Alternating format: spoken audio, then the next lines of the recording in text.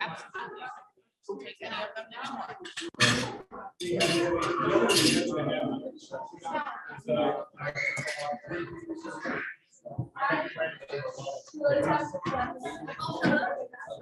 All right, I would like to welcome you all to our event tonight. And I've been in contact with Kyle Mann of the Babylon Bee. He'll be logging in shortly. This event is a charity event. We're raising money for the Women's Pregnancy Center here in town, as well as Lutherans for Life. And so we have Pastor Salamink online with us today to give us a presentation, but he'll do that shortly. But what we'd like to do to start off with, and you'll note one of the things that we're going to do is we're going to put up on the screen at different intervals a QR code that you can scan with your phone, and that you could then make a tax-deductible donation. That what we're going to do is all of the proceeds, Roseboro doesn't get a cut, Kongsvinger doesn't get a cut. All of the proceeds are going to go for supporting our charitable events, our recipients tonight, the Women's Pregnancy Center, as well as Lutherans for Life. And so that being the case, what I'm going to do here real quick is I am going to share a video that we created for the Women's Pregnancy Center. And we're premiering it tonight. This is the first time it's been seen in public. And so do I have the right audio settings, Josh? Kyle begins at 7. What setting do I need the audio on for the video?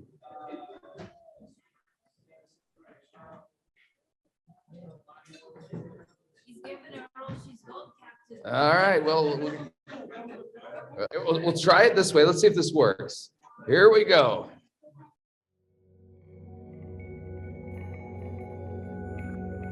Well, the Women's Pregnancy Center has been serving women in our community since 1987. So we have helped a lot of women. And considering that 50% of all pregnancies in the United States are unplanned or unexpected, that means that there's a lot of women looking for help.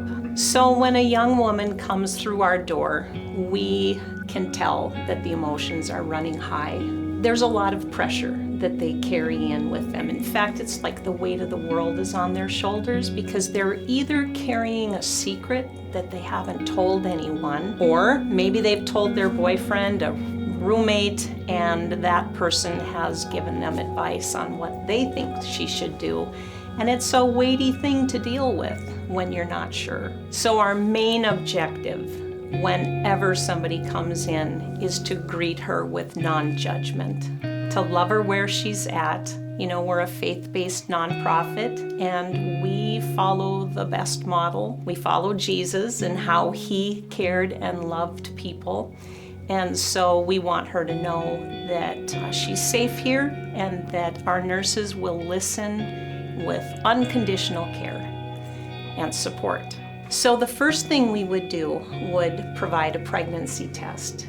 And if that test comes back positive, then there would be options counseling and just a soul-searching activity. How's she responding to it? Is she happy? Is she sad? Is she frustrated? Is she probably falling apart? There's a lot of tears here all the time. But the nurse from that point, and we only employ registered nurses because we want to make sure that the information we're giving is medically factual, but also our nurses need to be walking tight with the Lord, because they need to be exceptionally loving and they need to be good listeners, because a lot of the soul searching is about her, what her dreams are, what her values are, what she sees are adequate support systems or not.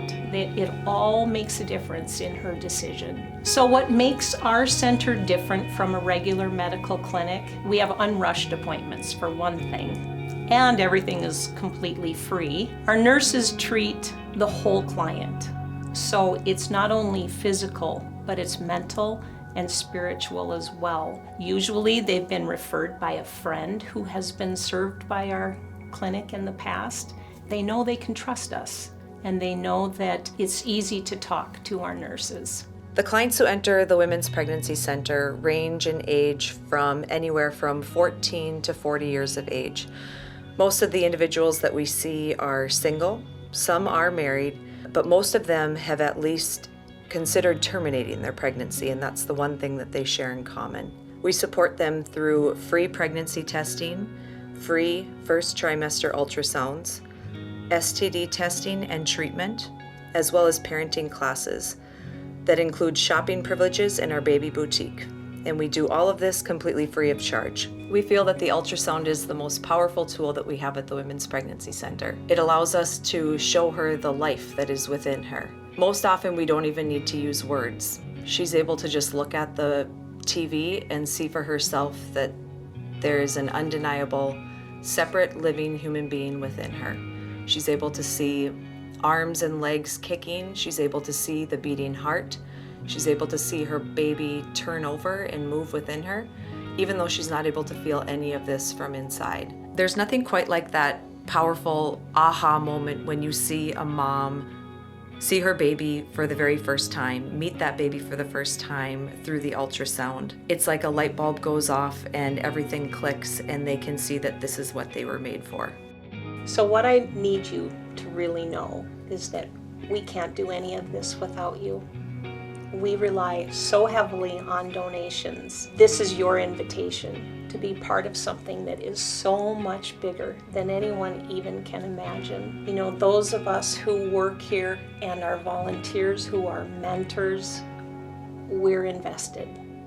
We need you to be invested with us. And we just invite you, I invite you to be part of Women's Pregnancy Center, where lives are changed every day.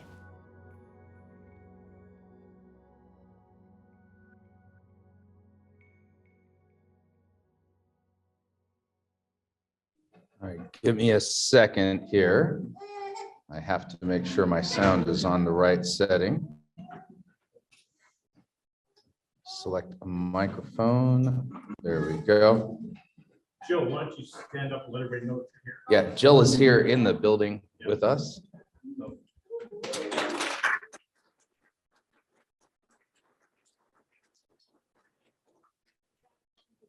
Should be for Josh, because he had a lot of editing to do. Yeah.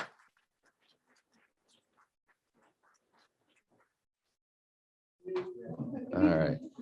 Now, next up is Pastor Salmoning from the Lutherans for Life, and I need to ask him to unmute himself, and I need to probably make it so that he can actually turn his video on.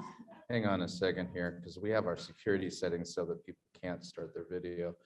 But Pastor Salmoning, if you can unmute yourself and turn your video on, we'd like you to share for a couple minutes about Lutherans for Life and the importance of what you are doing there, and how they can, their support tonight will help your organization. Let's see here. Ask to unmute, and I'm having a Zoom issue here. Hang on a second here. There he is. There he is. All right, let's get you unmuted, sir. And I'm going to pin him. All right, am I live? Yes, you are. Great to see you, Pastor. Likewise. Good evening, Pastor, and to the entire assembly.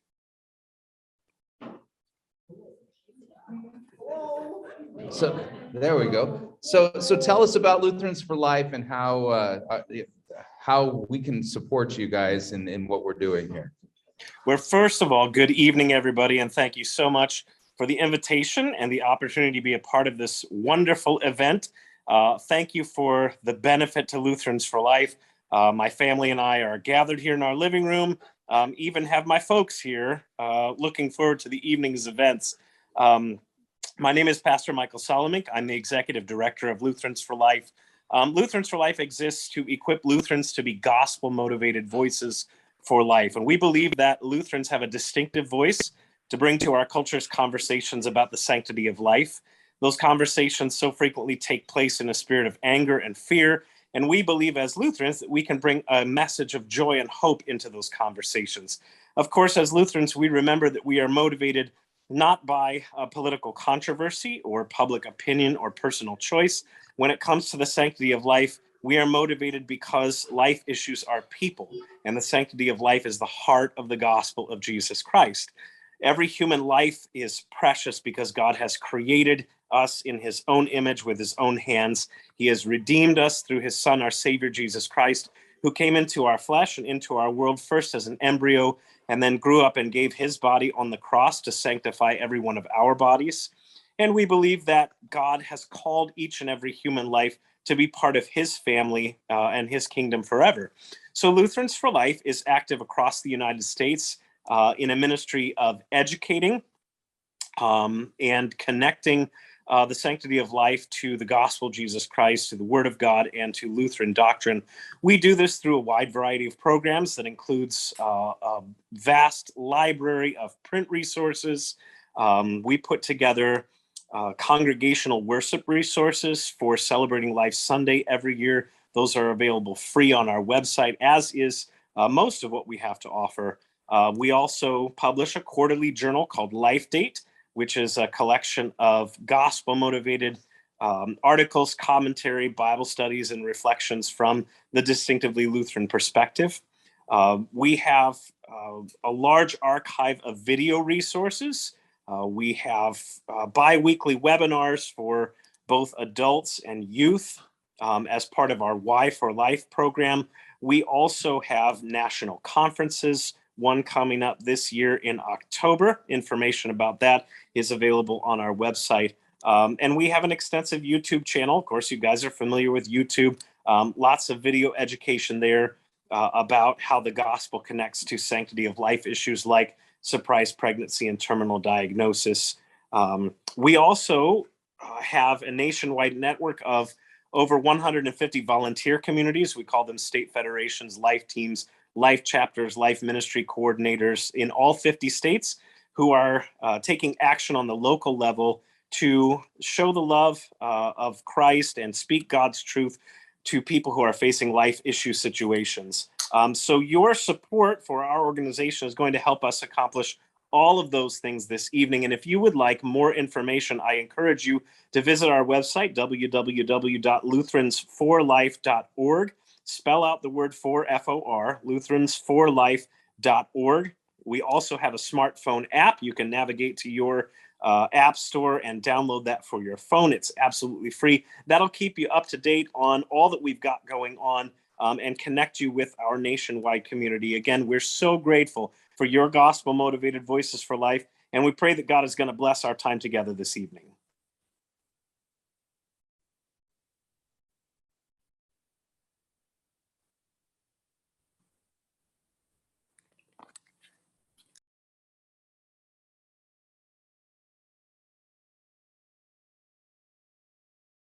A second here. There we go. And what I'm going to do real quick is I'm going to share the information, and this is a QR code for this event. So I promised everybody we were going to ask you for money, but it's not for Kongsvinger, it's not for Pastor Roseborough. It's to support Lutherans for Life and the Women's Pregnancy Center here in Grand Forks, North Dakota. If you scan that QR code, it will take you to our website there where you can, on our PayPal, where you can make a tax-deductible donation. And again, all the proceeds from tonight will be split evenly between Lutherans for Life and the Women's Pregnancy Center here in town. So if you haven't already scanned the code, scan it, head over to the website and make your tax-deductible contribution. Now I'm going to stop sharing here for a second here. Not because I don't like to share, but we have a special guest that we've invited for tonight to regale us with stories of, well, I'm not sure how to describe it. Kyle Mann, let's get you unmuted and get your camera on, sir. And I'm going to hit ask to start video. And there we go, Kyle, man, I'm gonna spotlight you for everybody. And there we go. So are you joining us from your secret bunker there in Southern California? Yeah, I'm joining you from the Bat Cave here. All right, very good. Now we named this event something like 728 days to flatten the curve, and I think we're officially up on 2 years since lockdown, something like that. Yeah, I think we're on 2 years now. So 2 years and all of 2 weeks to flatten the curve, and all I got was this lousy T-shirt. Well, what I'm going to do, sir, is I'm going to pass things off to you. I'm going to turn off my video and I'm going to sit and enjoy your time with us tonight. So, Yeah, absolutely. Thanks for joining us, everybody. And I wanted to thank Pastor Chris and the Kongsvinger Lutheran Church, as well as Lutherans for Life and the local pregnancy center for hosting this event and for having me. This is going to be a lot of fun. We're just going to kind of talk about humor and satire and why that's so important. Obviously, a live Zoom event isn't as fun as being in person, but hopefully we can still have a good time. When Pastor Chris asked me to come on, I was excited to. I haven't been able to give as many speeches lately because of COVID, and it's always such a blessing to be able to share what we do at the Babylon Bee and with everybody. And the fact that it's for such a great cause is awesome. So I'm sure we'll get the QR code and all that back up on the screen soon after my little session here, so that anybody that's following, any Babylon Bee fans that have tuned in, that you can donate to Lutherans for Life, and that will also be split with the local pregnancy center. So just to get started, I had stumbled upon this G.K. Chesterton quote, and being in the satire business, it really struck me. Chesterton wrote in 1908 that satire has weakened in our epoch for several reasons, but chiefly, I think, because the world has become too absurd to be satirized. If that was the case 115 years ago, how much more is that true today in 2022? It feels like every year Chesterton's prophecy of how satire would become so difficult and almost impossible becomes more and more true. Chesterton faced a world that was increasingly encroached upon by modernism, which of course was eventually replaced by postmodernism, and this threatened to upend social orders and establish traditions that were painstakingly discovered through thousands of years of trial and error and God's guiding hand. It seems like Chesterton and men like him stood like a lighthouse, warning the world of the rocks of relativism and a hollowed out false moralism upon which it would soon crash, and how much we have seen that come true.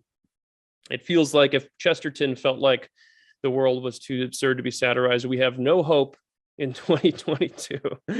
And that's something that I feel intensely day to day as the editor-in-chief of the Babylon Bee. Now, if you don't know what the Babylon Bee is, you're probably at the wrong conference, but just in case you don't, we are a Christian satire site.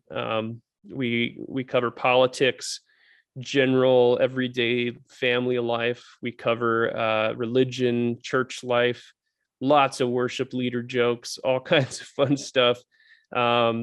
We started out mostly parodying the modern church, the prosperity gospel, American evangelicalism, and all the craziness that we see there. And obviously that's a ripe target. But we quickly expanded to commenting on the insanity of the world that we live in. And I guess the question that I want to ask today, or the topic that I want to explore, is, it's a pretty dark time. It feels, I was talking to some of the event organizers earlier this week, and it feels, when we scheduled this event, we didn't know that we would be talking about World War III. That wasn't really a topic of discussion. So we thought it'd be fun to have a lighthearted discussion about humor and satire. And now it feels like everything has gotten even more intense since then. And that's kind of what I want to ask is why satire? Why humor? You know, why do we do these things? Like, is it important to joke? Is it important to have a good sense of humor about yourself? And of course, I think so. That's why I do what I do. But I'd like to kind of convince you of that it is important to laugh, you know, whether that's reading the Babylon Bee or just having a really good sense of humor about yourself and about, you know, your own beliefs, even like being able to recognize hypocrisy in yourself and be able to recognize when you don't quite measure up. Our satirists here at the Babylon Bee have a tough job. You know, people ask me, like, isn't it really easy to write satire for the Babylon Bee in 2022? Because, you know, the crazy people on the far left and the far right, crazy Democrats, crazy Republicans, crazy Pentecostals, if I can go there. This is a Lutheran crowd. I suppose that's a friendly joke. Yeah, crazy Lutherans even, right? People that are so people that are extremists or are just so over the top, you know. How do we wake up in this world every day and write satire that's more absurd than reality? You know, so people think it's easy. People think we have our work all done for us, but it's actually quite difficult to write satire that is more absurd than what's already out there. You know, we wake up every morning and we start to write our jokes, and then we look at the real news, and there's headlines like that men can get pregnant now, that, you know, all the last couple years, you know, it's illegal to go outside and take your dog for a walk. We'd see all kinds of these crazy stories, and we have to face down these stories and somehow, you know, stare them dead in the eye and somehow come up with something that is even crazier. That's how a good satirist works, is you're taking real stuff and you're just taking it to its logical conclusion, or you're just pushing it that one step further over the cliff. You're turning it up to 11. How do you out satirize a world that verges on self-parody and always seems to one-up itself when it comes to ridiculousness? Let me see if I can share my screen here and do this presentation. Are you able to enable that, Pastor Chris? It's okay. Yes, I'm able to enable that. Give me a second here. I've banned you from that, but give me a second here. Probably a good idea. Sir. Yeah. Yeah. You can now try it, sir. All right, let me give that a shot. I'm juggling two computers, and let's see. I think I made it happen. See if you guys can see that. All right. So, oops. Let me hit this button here. All right. So, here's some headlines, and I'll click back over to my video in a second. But here's some headlines that were satire when we wrote them, and and later quickly became true, or at least very close to it. Democrats propose replacing all police with traveling bands of hippies singing "Imagine," and just a few months later, we had police in the UK revealed their rainbow car that would drive around and stop crime, inspire people to stop doing crime, I guess. Here's another one. We joked in 2020 that BLM rioters would be awarded the Nobel Peace Prize, and then several months later, they were actually nominated. They were nominated for one. This is a fun one. We wrote this in early 2021. Triple masker looks down on people who only double mask. And I promise this seemed like satire at the time, and it seemed very absurd at the time we wrote it. And then the very next day, this news broadcast came out on NBC. Triple masking was much more efficient than double masking. So, and as much as I'd like to claim that we are modern day prophets, for all these headlines with the gifts of the Spirit for today or whatever, satire constantly coming true isn't really a commentary on the quality of the satire. It's a comedy. It's a commentary on the absurdity of this world that we live in. That's really a scary thought. Any one of these ideas would have been so absurd as to not even really be a good joke just a few years ago. Sometimes if satire is too over the top, it's too crazy, it's too wacky, it's too, Looney Tunes or whatever, then it kind of loses its potency. And now we are having trouble staying ahead of tomorrow's headlines. We've kind of pitched that as one of our Babylon Bee possible taglines, tomorrow's news today.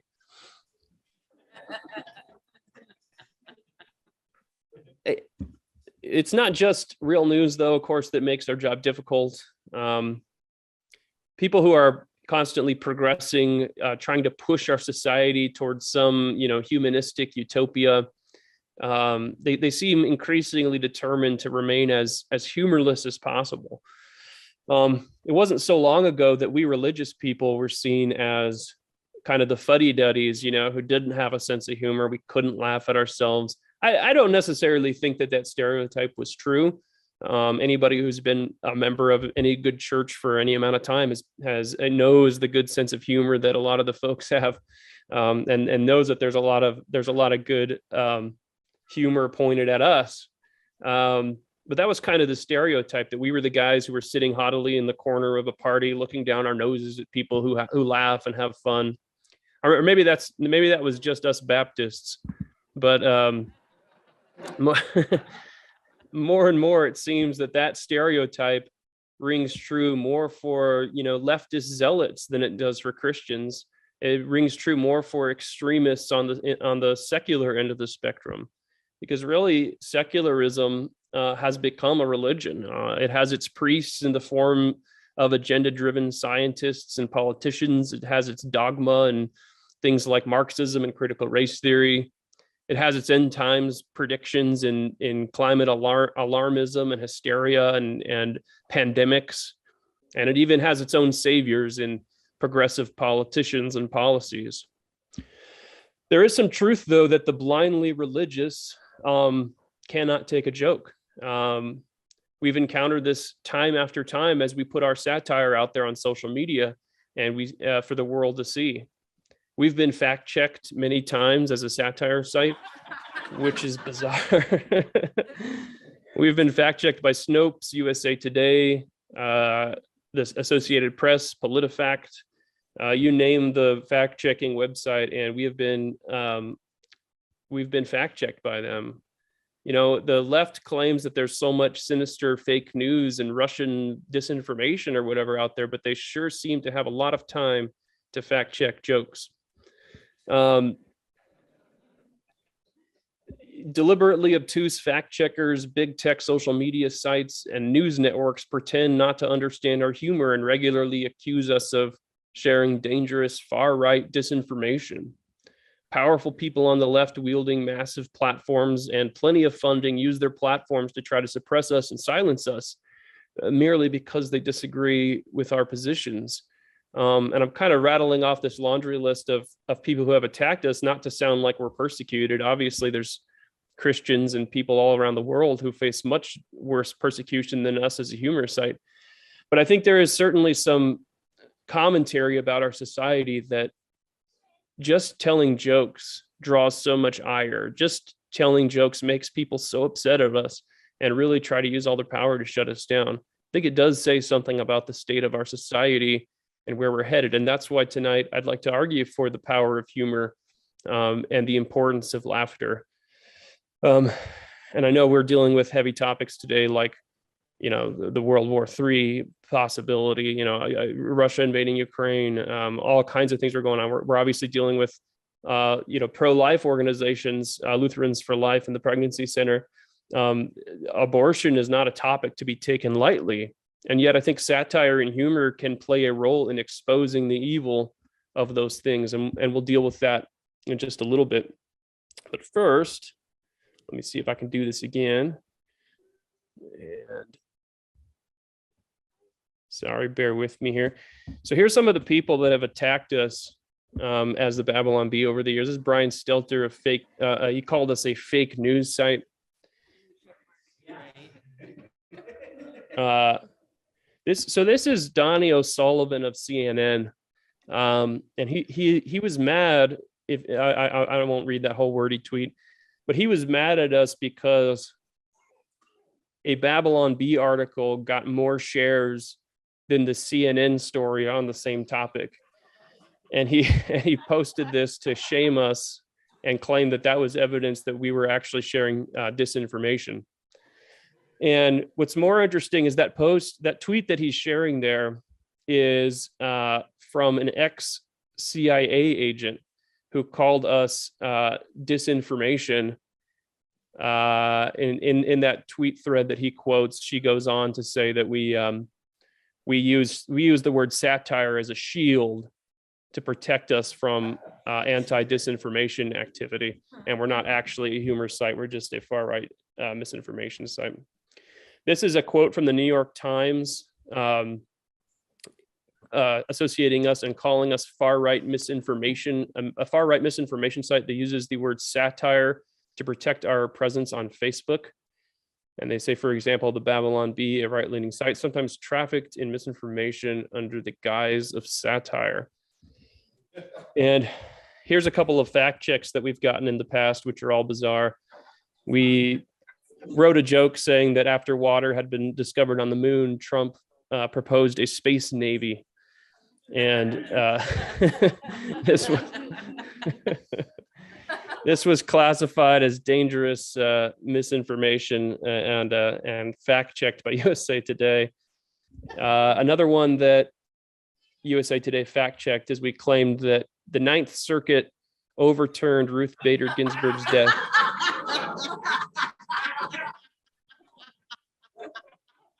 So, and these fact check, if you get a chance, you really should go look up these fact checks because they're hilarious. They're almost funnier than the original article. The USA Today fact checker here goes and she actually she says she actually called the Ninth Circuit Court to ask them if they had overturned Ruth Bader Ginsburg's death as part of her fact check. So that was awesome.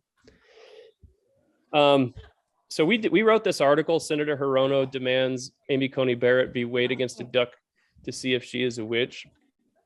And you won't get that unless you know Monty Python. And it got removed from Facebook, who said that it was inciting violence.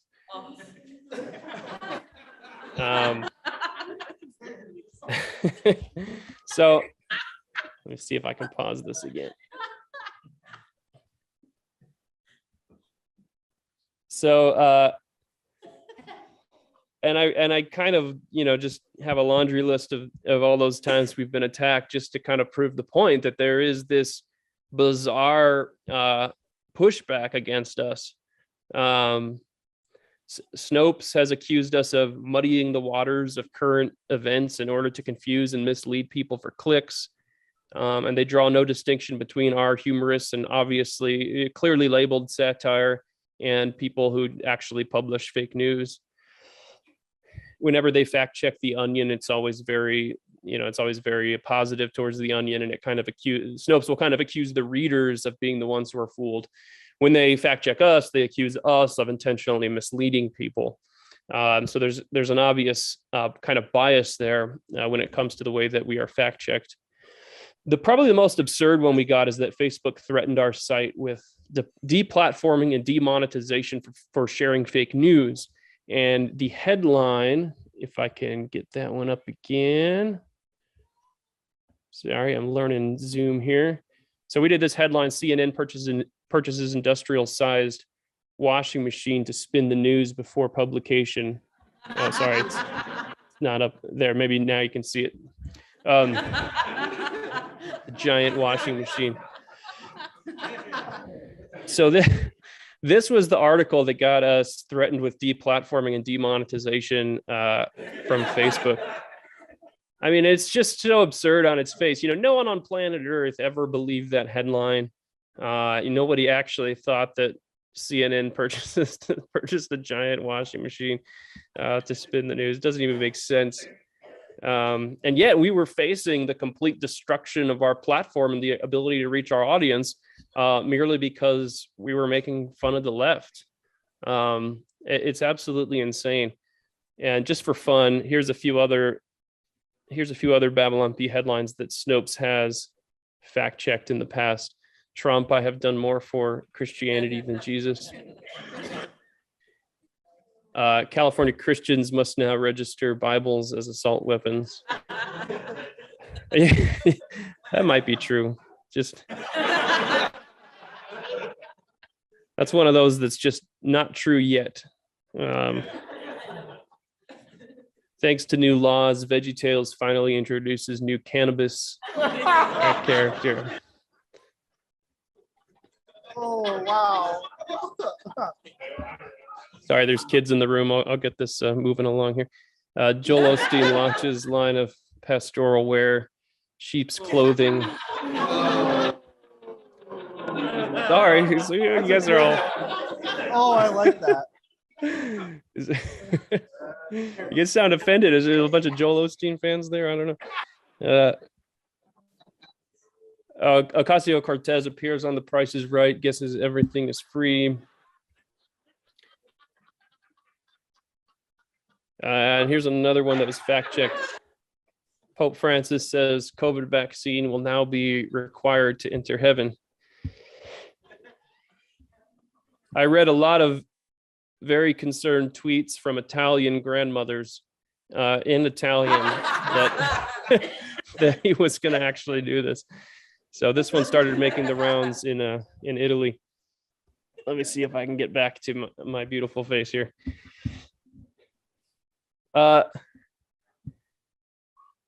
Satire was, of course, fine in the liberal wonder years of the Colbert Report and the glory days of Saturday Night Live, and not to mention The Onion. And none of these sites were ever fact-checking these guys or going all, calling them disinformation. Saturday Night Live had a bit where Sarah Palin said that she could see Russia from her house, and that's like, there's still people today who think she actually said that because of the Saturday Night Live bit. And you don't see these sites raising this massive concern about fake news and misinformation. When nearly 100% of comedy was coming from the left, liberals pretended to be cool with satire. And when attacks started coming in their direction, they quickly changed their tune. So the question I kind of want to ask is, is satire worth defending in the face of this kind of an onslaught? Should conservatives and religious people throw in the towel and cede this ground of culture and art to the left, as we've seen happen in the realm of art and music and movies over the past several decades? Well, of course, as the editor-in-chief of the Babylon Bee, I believe it is time for us to take a stand. It's time for us to create something good, to create something true, to create something funny and beautiful, and fight back, especially when it comes to satire. Satire is a powerful and a multifaceted tool with a long and storied history within Christianity. So I'll kind of spend the rest of the time here just talking about a few of the benefits that satire has, and a few of some of the roles that it can play in the church and in the culture, just kind of as a supporting argument for the fact that we need to defend satire. I classify kind of the first advantage of using humor and satire as that satire has a prophetic role to play. And of course, I'm not arguing for modern day, craziness or anything. I'm talking about a prophetic role to play in the sense that it is speaking truth, as sometimes the word prophecy is used to refer to in the Bible.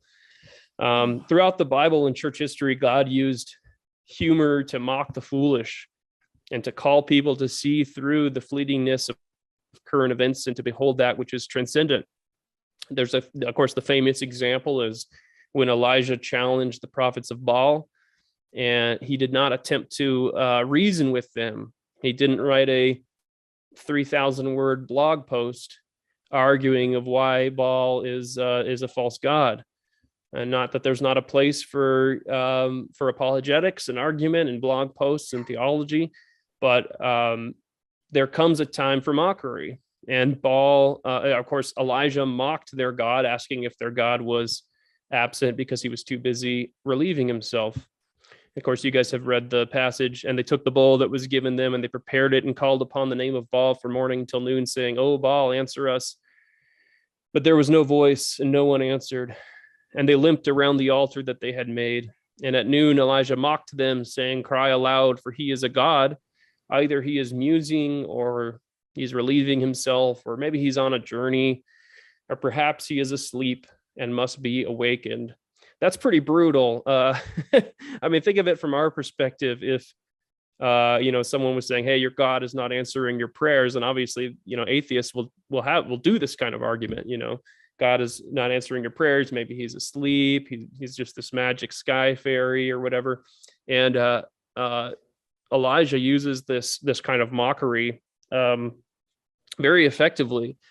Satire speaks to false cultural beliefs by absolutely skewering them. We use satire and humor to speak to the culture. And just as an aside, there's people that will say, as the Babylon Bee, or you guys as Christians, you shouldn't write jokes about things that are going on in the culture. You should stick to satire about the church. You should only use satire to point inward. Otherwise, it's punching down or bullying or all kinds of arguments that they'll make there. And that's not what Elijah's doing here. He's not using satire just as this tool to expose hypocrisy or sin within the community. He's using it to point to cultural beliefs outside that are threatening, that were threatening Israel and threatening the people of God. So I think there's even an example here in the Bible of satire mocking cultural beliefs that are ridiculous. And I think that is a powerful place for satire. Even God himself, speaking through Isaiah, mocked idol worship, turning the powerful lens of satire on his own people. In Isaiah 44, we read the word of the Lord. The wood carver uses part of the wood to make a fire. With it, he warms himself and bakes his bread. Then, yes, it's true, he takes the rest of it and makes himself a god to worship. He makes an idol and bows down in front of it. He burns part of the tree to roast his meat and to keep himself warm. He says, "Ah, that fire feels good." Then he takes what's left and makes his god a carved idol. He falls down in front of it, worshiping and praying to it. "Rescue me," he says, "you are my God." This passage literally just cracks me up sometimes, because Isaiah's just mocking, absolutely mocking the idol worship within Israel, and saying, you go cut down a tree. How do you know that you didn't cut the wrong half of the tree for firewood and the wrong half for the idol, and you're accidentally worshiping firewood, and oops, you burned your God because you picked the wrong side. It's a really powerful tool. So we can also see how humor can be prophetic, and that it's a way that it could expose sin and folly within the congregation, within our own community. And it just as another side note that I just thought of, this is one criticism of satire that you'll get for Christians using satire, is that satire always good satire is supposed to punch up. You can only make fun of the powerful, the rich and powerful or whatever, and you're not supposed to make fun of the poor or whoever the people making this argument would say is the oppressed or the lowly. You're not supposed to make fun of them. You're only supposed to make fun of the correct groups, or else it's not actually satire. But that's not what's happening here. Isaiah's words are going out to the poorest farmer, the poorest shepherd, and he's exposing sin in their lives. So satire can target all kinds of things, not just the powerful. Satire can target sin in our own lives, no matter what class we happen to be a part of. Jesus mocked his foes, of course. We know some of the vicious words of Jesus, and just even the very clever turns of phrases. When he was asked if the disciples asked if they should pay taxes, and they hand him the coin, and the coin says Caesar is the son of God, and he's like, give Caesar his coins, then give him his blasphemous coins if he's the son of God, and it's a way for him to get out of this trap. But a powerful statement about the allegiance of the Christian, what kingdom our allegiance is to. We can look back at Martin Luther and the way that he you want to talk about punching down. Martin Luther was absolutely a savage satirist. We would have hired him at the Babylon Bee if we had been created in the right age. And that would make anybody cringe today. You read some of his insults and some of his barbed words. C.S. Lewis shone a light on Christian living in the Screwtape Letters. G.K. Chesterton, I mentioned before, of course, used satire to skewer politicians and the religious alike. And I kind of say all this just to say, like, being funny and using mockery is part of a Christian tradition. I believe it should be used rightly, and it should be used in the right context and with the right frequency. But I do think that is one of the tools in the toolbox that God has given us to communicate the gospel, to call our own to repentance, to engage in arguments with those outside the church. Sorry, I'm having to switch between computers here with my notes and the screen, but here's a few B headlines that kind of, I feel, kind of play this sort of prophetic role. And I apologies if anyone's offended. Liberty University criticized after unveiling stained glass window depicting Donald Trump. This one was also fact checked, and it went around as real news. Inspiring celebrities spell out, "We're all in this together," with their yachts. And I didn't mean to make all these get fact checked, but this one was also one that was fact checked. People thought was real. But yeah, there's an example of one that's prophetic and, in speaking to the culture and speaking to ridiculousness going on outside the church. NBA players wear special lace collars to honor Ruth Bader Ginsburg. That was also fact checked. Man. Elevation Church debuts water slide baptismal. And if I remember right, this was our first one that ever got fact checked. This was back 6 years ago when we launched the Babylon Bee. We did this one and it got fact checked pretty quick. All the way to the point that Elevation Church was posting on its Facebook page, like, "No, do not show up this Sunday to go down the water slide. There is no water slide at our church." Sorry about that, Pastor Furtick. Here's one. This one did not get fact checked, but Holy Spirit unable to move through congregation as fog machine breaks.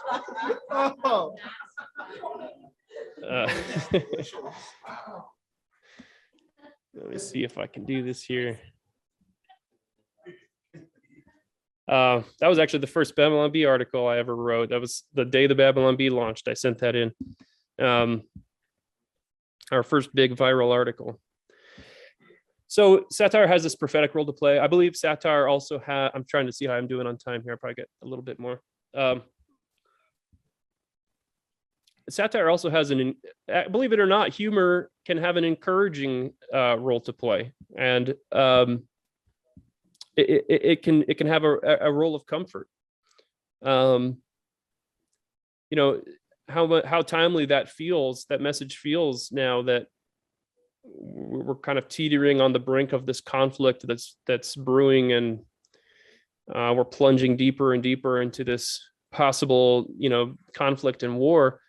And why laugh? I mean, it really is a struggle for us at the Babylon Bee. You get up and you see the headlines and you're like, how are we going to write a funny joke, when everybody is so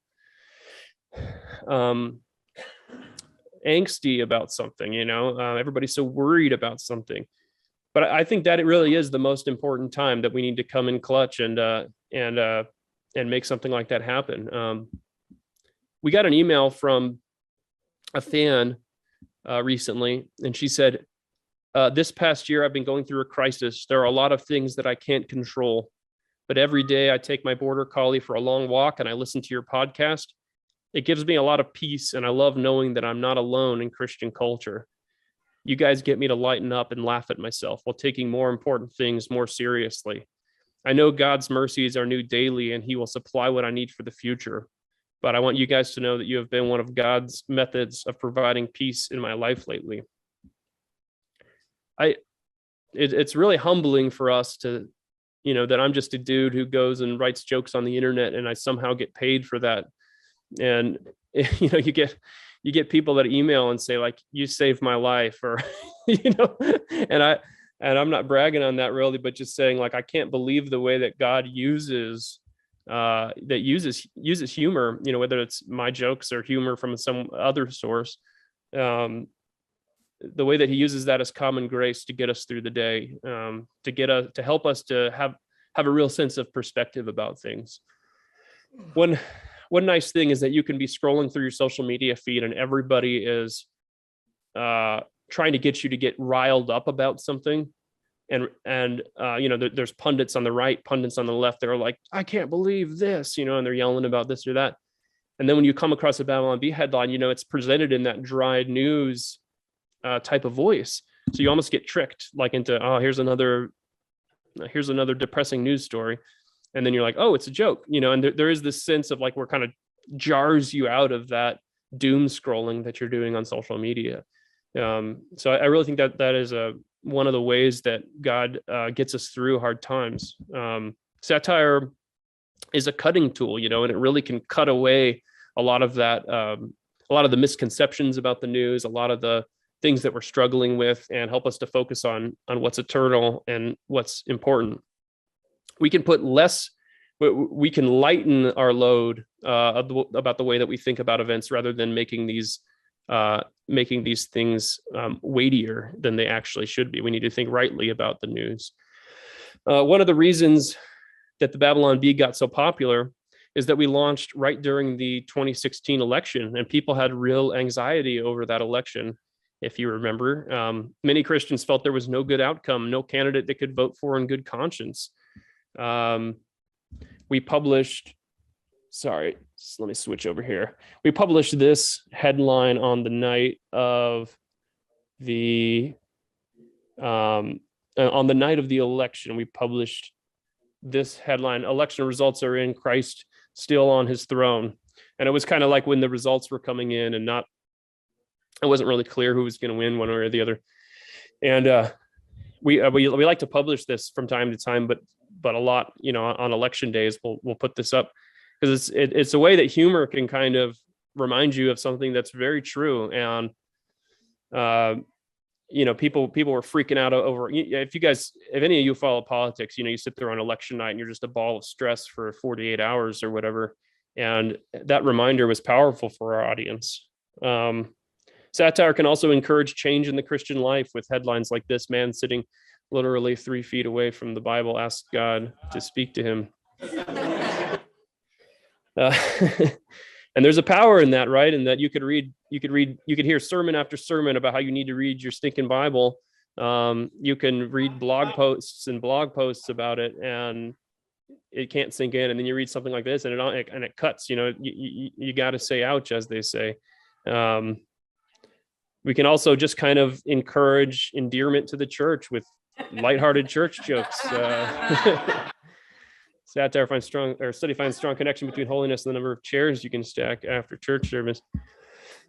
You see, you guys got a lot of chairs there. We'll see who's the holiest after this event.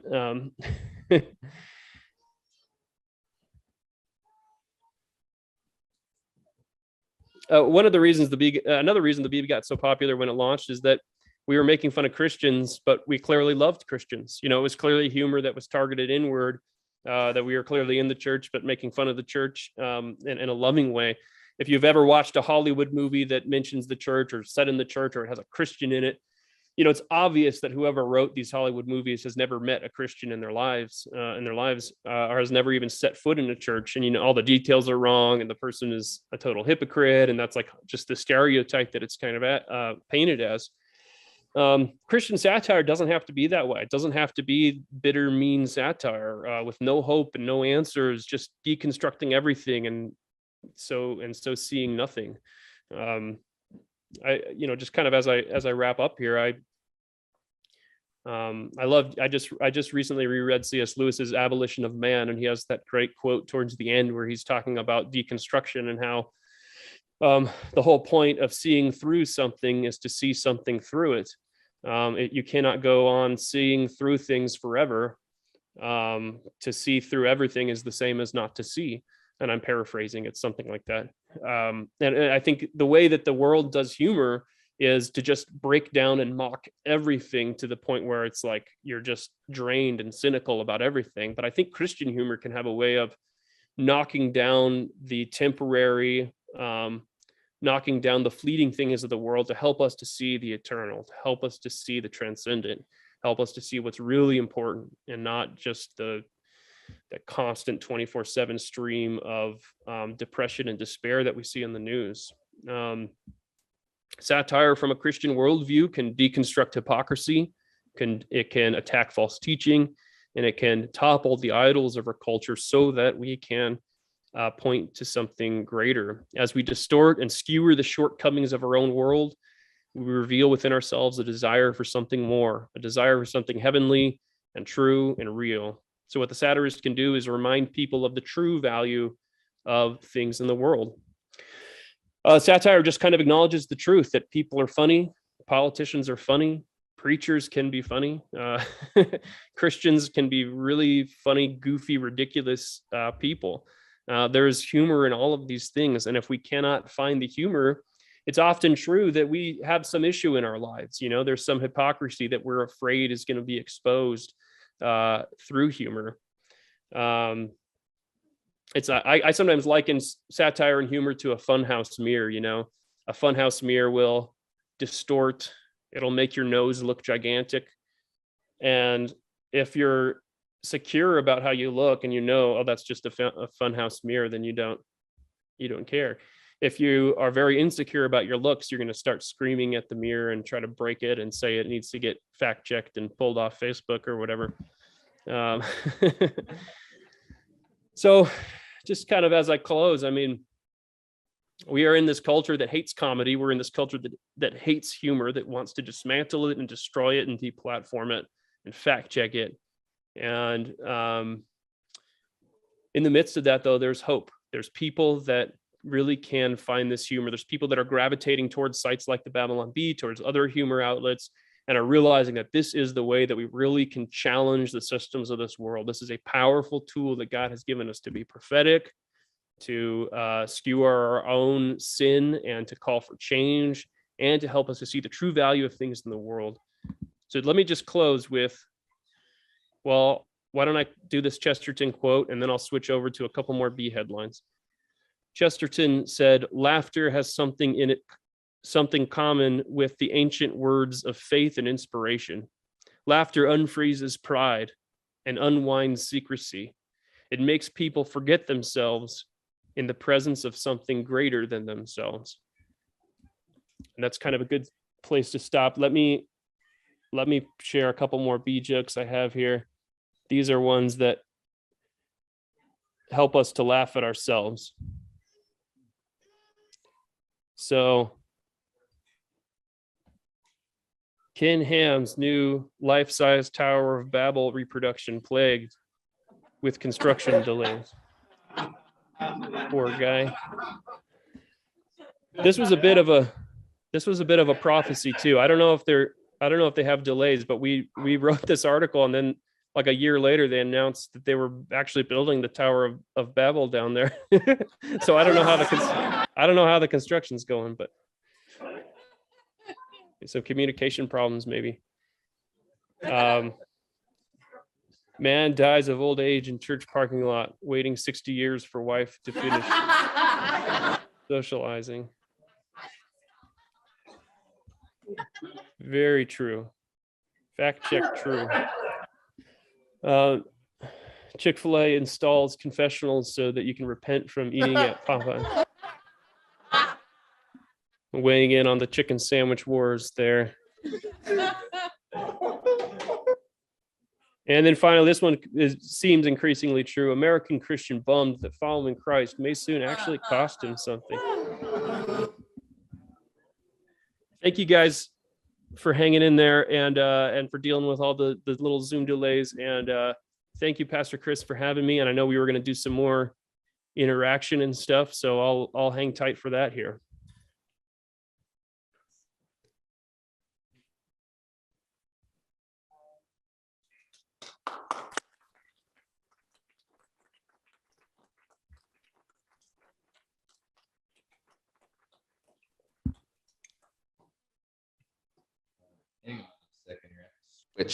Switch sources here. Kyle, great presentation. I appreciated the thoughtfulness that you put into that. I have a question for you, because cancel culture seems to be a thing, right? You've noted the fact that you seem to be always on the edge of being canceled by, Facebook and Snopes and all this fact checking that's going on. As Christians, just as kind of a thought, I noticed that there were people kind of calling for the cancellation of the Babylon Bee because they felt that your interview with Elon Musk could have gone a different way. And so what are your thoughts on the controversy regarding that? Yeah, absolutely. I mean, we're always open for any, criticism, and just because we're jokesters doesn't mean we're above just doesn't mean we're above that, or that we can't always, or that there's things that we can do better. So with the Elon Musk thing, yeah, at the end of the interview, we had a bit of a joke altar call where we asked him to come to the front in a very Arminian mega church type way, like while the music plays, come forward. And it was a joke. And it's a joke that we've done for a few years now on our podcast, is that we have this conversation, and it's not, I mean, sometimes we'll, if the conversation goes towards the gospel, we'll go towards the gospel. If it goes towards theology, we'll talk about theology. If it's just politics, it's just politics. Kind of depends on the guest.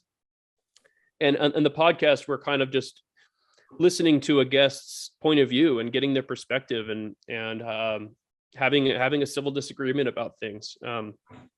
So it's not really an evangelical or an evangelism focused podcast or interview show.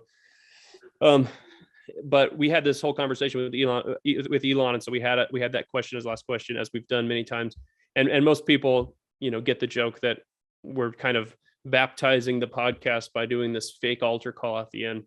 And Musk got what we were doing and kind of chuckled about it, and then used the opportunity to kind of launch into a very interesting history of his own experience with faith, that he had grown up in Sunday school, but he hadn't understood the miracles thing. And, we kind of went back and forth a little bit on that, but we weren't debating him. That wasn't the purpose of the meeting. And then kind of at the end, he's like, all right, fine. Yeah, I'll come forward, and kind of jokingly, and we laughed about it. But there was a lot of people that didn't get that we were joking. And so I think there was, in hindsight, we're kind of like, well, millions more people watch that interview than usually watch our interview show.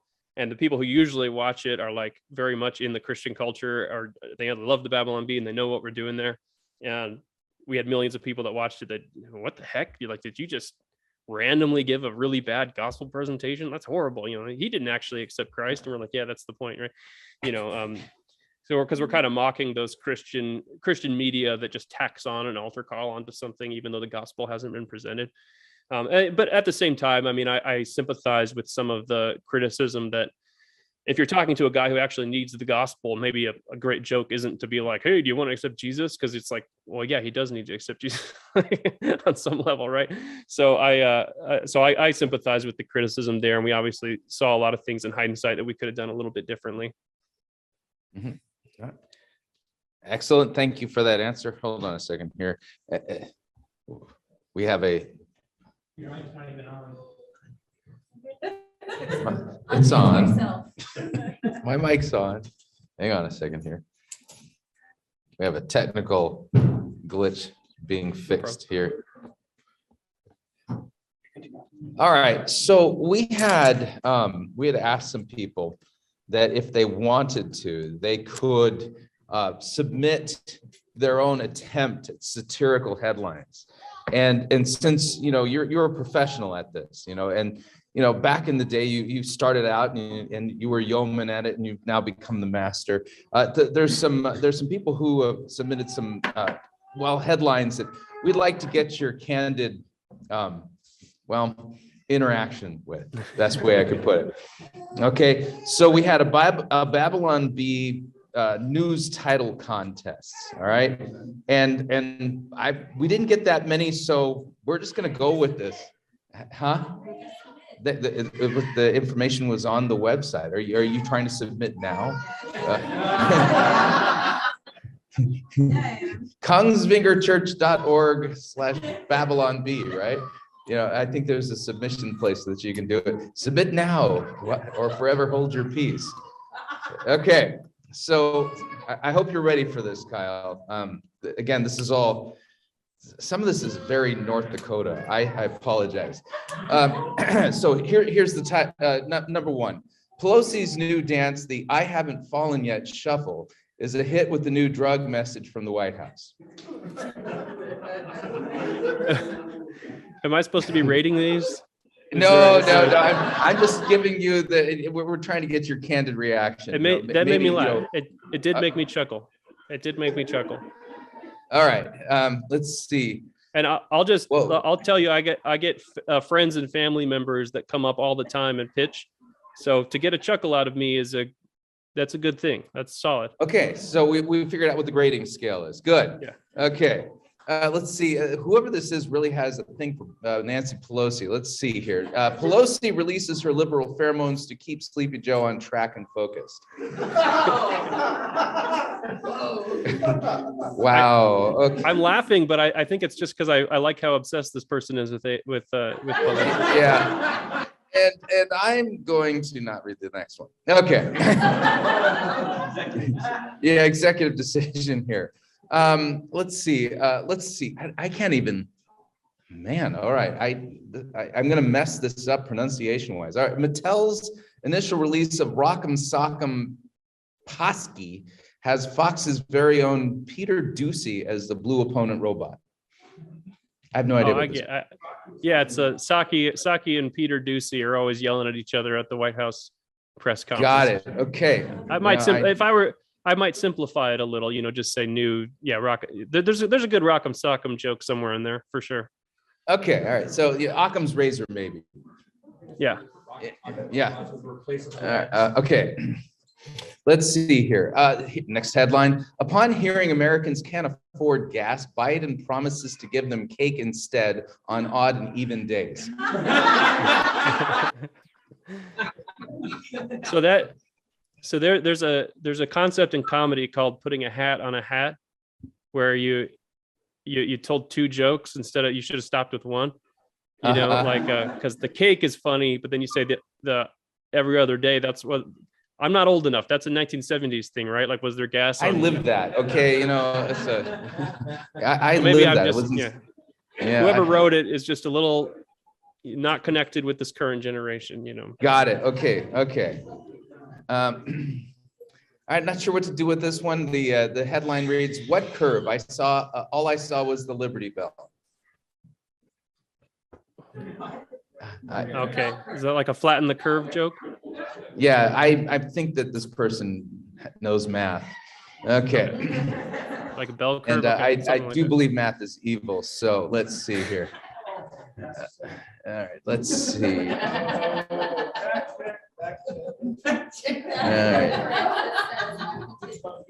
right, hang on a second here. This was kind of inside Lutheran baseball. Let's see. I don't know. Wow, this is weird. Okay, so here it is. ELCA orders all pews and chairs removed from their churches, schools, and organizations. You can't be woke if you are sitting down. Stand up. I thought the joke was just going to be that they don't need the pews because there's nobody there.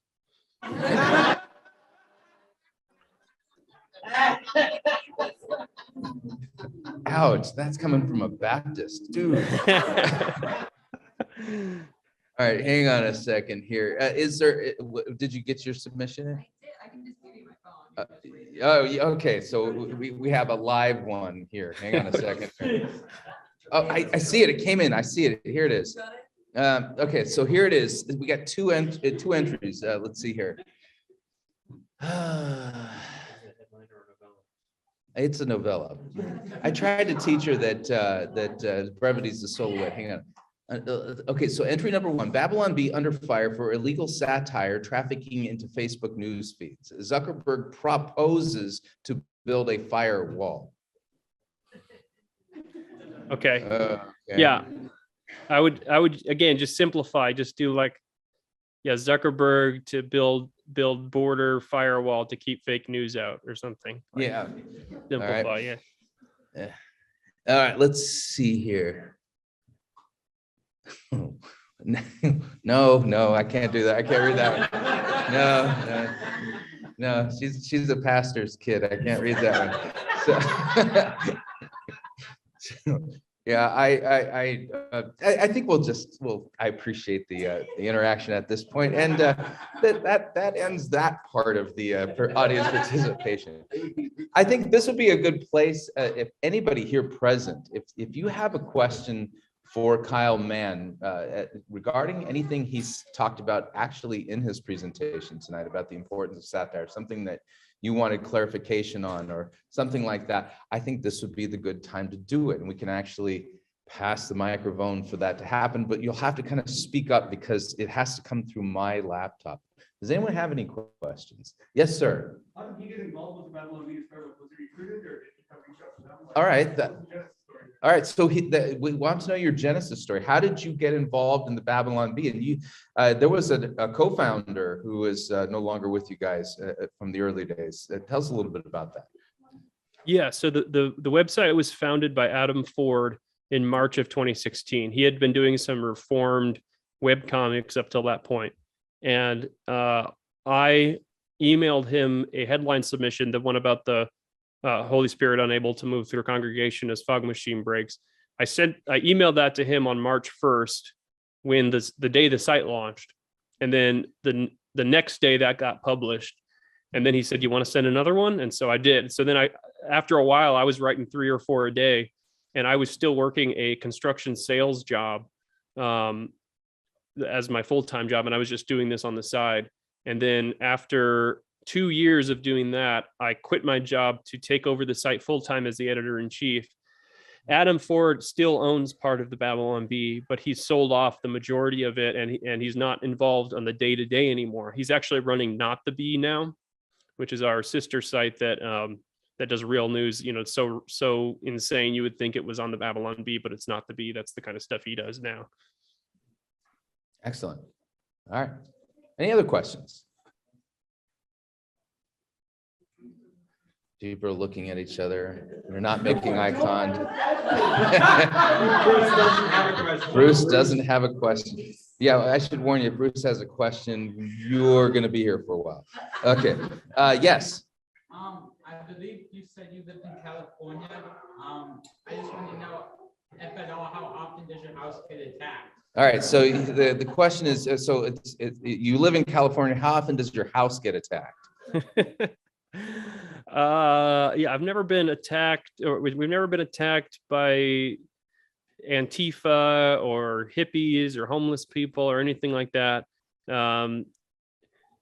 We actually did move out. We were kind of in the greater Los Angeles area, and we moved a ways away from there during the pandemic because things were getting crazy. Not really in the sense of crime or homelessness, but in the sense of COVID restrictions. So we moved to a kind of a red area further away from Los Angeles, and it's night and day, you know, and that's one thing I've noticed through the pandemic, is being in the city versus being in a more rural area is just night and day, no matter what state you're in. So yeah, and it's kind of fun, we write humor. We're a little contrarian. We're a little rebellious. So being in a blue state, for most of us creatives, is fine. Like we enjoy the kind of the conflict, and I think it's a good place for creativity to thrive a little bit. Yeah. Oh yeah. Yeah. Just to kind of piggyback off of that one, is like doxing ever a concern? Do you get Okay. people sort of coming after you or your family because of the work that you do? All right. So the question has to do with fears regarding doxing, and I've even seen other sites that do conservative commentary. They've been swatted. That's in the middle of recording something, somebody sends the SWAT team and says that they're up to nefariousness. Do you have concerns about that? I mean, a little bit. We don't really get that much rage against us, except for like, the very small percentage of people on Twitter who are just mad at everything. I know I shared a lot of the like fact checkers and stuff that are coming at you. So for us, it's more of a concern of kind of like the systemic attack on humor as a whole that will eventually just shut our website down, versus like personal stuff. So I don't think any of us have really had too much of a problem with doxing, or like, once in a while you'll get a crazy fan or angry person who wants to come at you for this or that. But typically they're not like coming to your house and banging on the door or anything like that. We haven't really had that happen yet, but we also are fairly careful just in that like the address of our office isn't of our creative office in California isn't published anywhere. We kind of keep it on the down low. We don't have a giant Babylon Bee sign in the middle of Los Angeles of where our office is or whatever. So we definitely we're a little cautious about that, at least. Right. Now, another question. As people are fleeing these cities in California, are the ones who are looking back turning into salt? Any chance? So the question was, because there's so many people fleeing California to other states, have you heard any reports of anybody turning into salt after looking back? No, but we could use that. There's a food shortage. We need some salt out here. So maybe that could happen, and then there'll be salt on the store shelves again. I feel like we did that as a Babylon Bee headline, but maybe I'm wrong. Maybe that's just one of those ideas that's so good that I think, why didn't you submit that as an idea during the headline submission portion?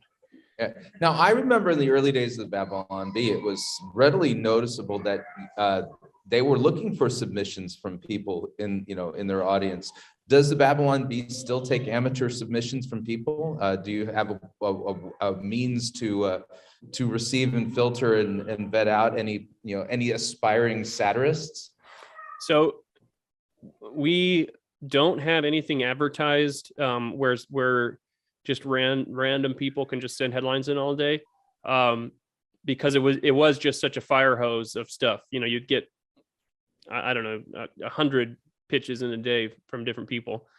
And so it was a lot of noise, which was hard for, like me as an editor or the other writers to try to like think up ideas while you have this whole flood that you have to respond to or to look at. What we did do actually is we have a paying subscriber service where people will just, they'll pay $5 or $10 a month just to support us in the event that we get deplatformed or demonetized. And there's some benefits like extended podcasts or a comment section. People that subscribe to both our site and Not the Bee get access to a social network. So there's fun stuff there. And then as part of that, we have a little forum button on our Babylon Bee site. And if you click on that, you can submit headlines. So there's a lot of people that just all day, just, there's a few of our really hardcore fans that just constantly submit headline ideas. So that's one way we kind of vetted it out a little bit, is that we have paying subscribers that we kind of pay a lot closer attention to theirs than an email from a random person. That does make sense. I mean, the fact that they got a little skin in the game. Yeah, right. Yeah. All right. That's a good question. Yes. I just wondered, like, how long do they like sleep on a headline before they? Okay, so this has to do with your creative process. So you come up with like a sizzling headline. Do you sit on it or do you just go right to press with it? I mean, since you don't have to really fact check any of the stuff, you're just making it up. You know, how long is from genesis of idea to actually hitting the publish button on your website? Yeah, it really depends on the idea. You know, some of the ones that are a little more evergreen, maybe they're in the cooker for a while, weeks or months. You know, some of the ones that take a while to put together will be in the pipeline for a long time. You know, we have one that's we have a sermon generator where you can click a button and it'll generate a modern evangelical sermon for you. And that's an idea that I had very early on, but it took a year or two before we, you know, just had the time to sit down and actually program it. We also have a worship song generator now where you can generate a modern worship song. But the stuff that's really timely, like we're commenting on a news story that happened this morning, like that's like we're just pitching in our little Slack channel and somebody will pitch it and we're like, that's the one. And as soon as we can get a Photoshop done and the copy written, it's up, you know, so it could be 10 minutes or 15 minutes from pitch to the website. So who does your Photoshop work? I do some of it. My managing editor, Joel, is out in Ohio and he does some of it. And we have a couple of people on staff now that are also doing Photoshops. So right. When we're all learning, we're all very, you know, when Adam Ford launched the website in 2016, he downloaded Photoshop the day that he launched the Babylon Bee. He's like, I better learn it, you know. Wow. Somebody in the YouTube chat asked about what his thoughts are on some of the New York Times having to correct themselves. Okay, so there was a question on the YouTube stream about your thoughts on the New York Times having to correct themselves. Is that in reference? Is that in reference to when because they did issue a retraction on on the story they wrote about us, saying that we were a far right disinformation site. So maybe that's what that's referencing. We did send a legal letter to the New York Times and we threatened a lawsuit when they called us far right disinformation. And you know, I don't know if that sounds over the top, you know, to threaten a lawsuit, but it really is scary the way that they can do this, because if the New York Times can call you misinformation or disinformation, whatever they called us, and then that ended up on our Wikipedia page. Like the Babylon Bee has been known to publish misinformation. So now Facebook can classify you as misinformation, citing the Wikipedia page, citing the New York Times article, and then use that to demonetize you, fact check you, or just pull you off the platform entirely.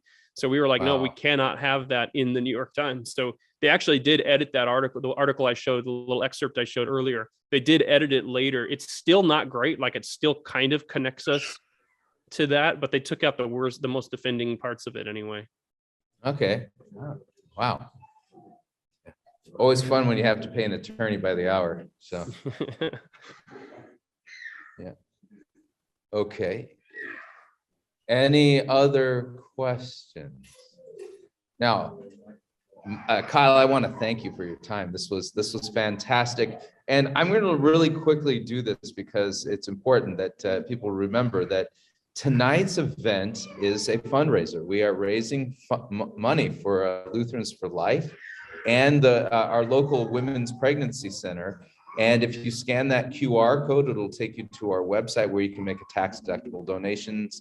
And literally all of the proceeds from tonight will be divided evenly between the two recipients. And we're gonna keep the video up on YouTube for a little bit of time so that people can contribute over the next 30 days or so. The hope here is to really make this to be a thing that will raise a decent amount of funds because these are worthy causes and worthy institutions. And I was there when we interviewed the Women's Pregnancy Center, when we interviewed Jill, and was really blown away by just how much I didn't understand that they offered and did, and realized that this is a really important facility in our community, and the services that they're providing literally are saving lives.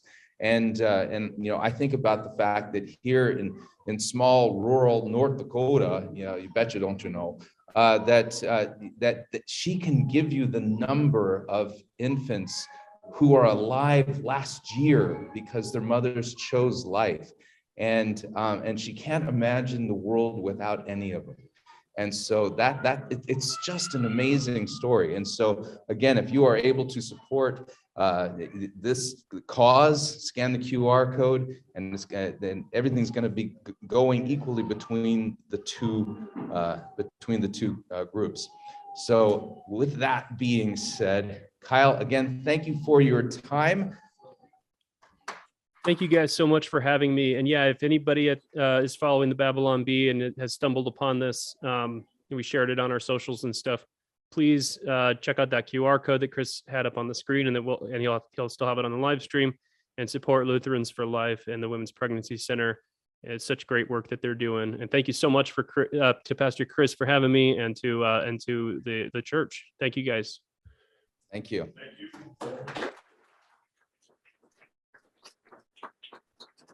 And with that, we're going to end our stream, and we'll since we're in Minnesota, it'll be a couple hours before you guys actually leave from here. We understand that. So this is the first goodbye, which means 2 hours from now you'll be able to go out, leave at the parking lot. But again, thank you for everything, and